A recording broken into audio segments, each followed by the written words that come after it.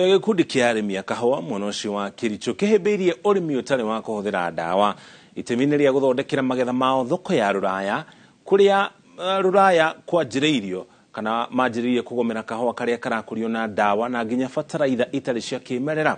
Gĩkundi gĩkĩ rĩu kĩrenda kĩheo certificate ya kuonania mũtaratara ũrĩa kĩrahũthĩra harĩ ũrĩmi. Arĩmi aya makĩnyitĩrĩra atĩ nĩ marathondeka thumu wao magaitĩrĩria mĩmera yao nĩ manjĩrĩirie kuona umithio. Mũtaratara-inĩ ũyũ arĩmi marauga nĩ macerehũrĩte thogora wa ũrĩmi na makahota kuongerera magetha na marehoka atĩ mamũkĩra certificate ĩno magetha mao nĩ mekuona thoko na ũhũthũ na mongerere mbeca iria makoretwo makiona.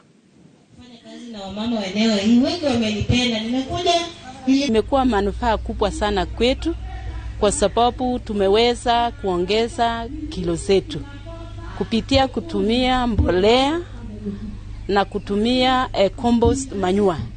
Hiyo ndio amesaidia kahawa zetu sana. Mbolea tunatengeneza mara mbili. Iko ya liquid fertilizer na ya compost. Yote inafanya kazi vizuri.